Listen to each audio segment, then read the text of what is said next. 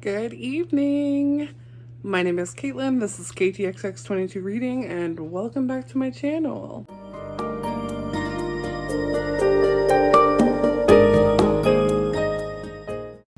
I am here to do a review of To Sleep in a Sea of Stars by Christopher Paolini. I'd never read the Inheritance series when I was younger. He came out with those books when I was in either early high school, late junior high, early high school. Those books started coming out, and they were marketed towards a younger demographic. And at that time I was like real edgy and thinking that, I don't read books like that.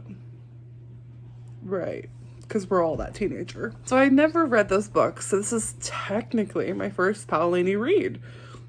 And what a treat it was. Thank you to Libro FM, the publishers, and Christopher Paolini for letting me get myself on an advanced listening copy from Libro FM because the audiobook is so good. The narrator just blew me away. I'm not gonna lie to you. This book is fucking long. It's a 32-hour listen. I don't know how many pages that equates to. It's probably something ridiculous, like 800. I don't know. I'll have to look it up and insert here how many pages is in this book because, whew, it is a long time. I will tell you that it is not my favorite sci-fi book, but it is definitely up there with, like, greatest standalone space operas. I've read a lot of sci-fi books that unfortunately or fortunately are series, which typically there's nothing wrong with that, but sometimes less is more, baby. Less is more. In this instance, you've got this really great epic space opera with Kira, who's our main character, and she's a very complex individual who goes through a lot of bullshit, if you ask me, and ultimately ends up getting picked up by the spacecraft that has this like ragtag group of individuals. And if you have read any amount of sci-fi, that's not new. That type of ragtag amalgamation of people on a spaceship is fairly common. And if it's a trope, it's a favorite trope of mine. I love that you've got these different characters who've got different backstories, and generally in science fiction you get the characters' backstories. You don't just like, oh, she's just mysterious, or oh, she used to be in the military, ... and then you never find out why she's no longer in the military. No, that doesn't happen in sci-fi that I've read, and I've read a lot of sci-fi. Most of the time the characters are fleshed out, they have relationships, they have family dynamics that are not of the norm. They've got relationship dynamics that are not of the norm, gender dynamics that are not of the norm. And something that I consistently see in science fiction books, and that is present here, is just living life and being the person that you are in the body that you have with anybody.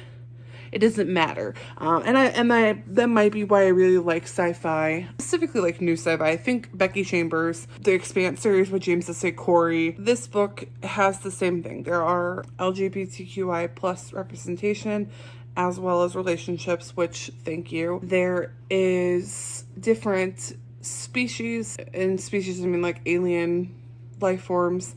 There are different races, denominations, religious and otherwise. And I just really enjoyed this book. Again, it's not my favorite. Towards the end, I'm not gonna lie, it just carried on a little bit too long for me. But I say that, and then the next breath I'm going to tell you, I'm very glad that he didn't leave it open for something else. I'm sure that you could probably maybe write a second book, but for me, this is complete. Like, this story is epic, and it takes place over a course of like a 10-month period. There is individual growth, emotional growth of our main character Kira, and the soft blade, which is this alien life form that she happens upon while she is doing a last check of a planet that they're hoping to terraform for humanity. So she finds this alien life form, and it ends up being this crazy entity that it took me a long time to figure out what it was, and it took me an even longer time to figure out, like, oh, and then some. I always appreciate in these types of books, I think The Expanse does a good job of this as well, of laying out political slash military bullshit, like the hoops that people have to jump through.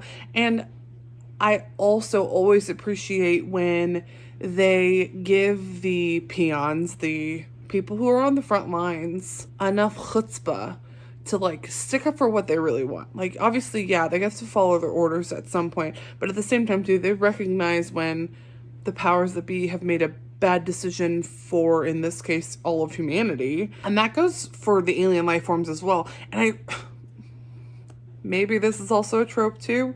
What's up with alien life forms being octopus-like? This is the second book that I've read, CM1. I will never remember the name of that book. It's good. The aliens in that look like octopuses. The aliens in this, which I call jellies, fantastic, also look like octopuses. And I believe in the newest Children of Time book, what's it? Children of Ruin, I think that's what it's called. I have not read it yet, but I have heard that the life forms in that one are also octopus. Now, granted, I read Soul of the Octopus earlier this year, end of last year. I don't know, it's been a while. And that book talks about like octopus and their brains and how smart they are and intelligent. So like, I guess it makes sense, but also at the same time, maybe a little bit more creativity in the alien creation department, but I guess it's better than Little Green Men. Anyway, I digress. This book is really good. I definitely recommend if you are a sci-fi fan. I do not think that this will really go over well with people who are not particularly familiar with sci-fi or people who are new to sci-fi. This is not the first book that I would recommend. If you are new to sci-fi and you want a recommendation, Becky Chambers, definitely check out her series, the Wayfarer series. Can recommend. Great representation, good, light sci-fi, very good. This is definitely more high sci-fi, space opera-esque. I'm giving this a 4 out of 5. If I'm honest, it's more like a 3.5 out of 5. Mostly because towards the end, I was like, let's get this show on the road. Like, I'm done with it. It was 32 hours long. That's a long time, okay? Anyway, like, subscribe, all the good things. Hopefully this video is not super uber rambly, but if it is, I'm sorry. It's been a minute since I read a space... It's been a minute since I read a space opera that I really enjoyed. I'll catch you in the next video. Have a good night.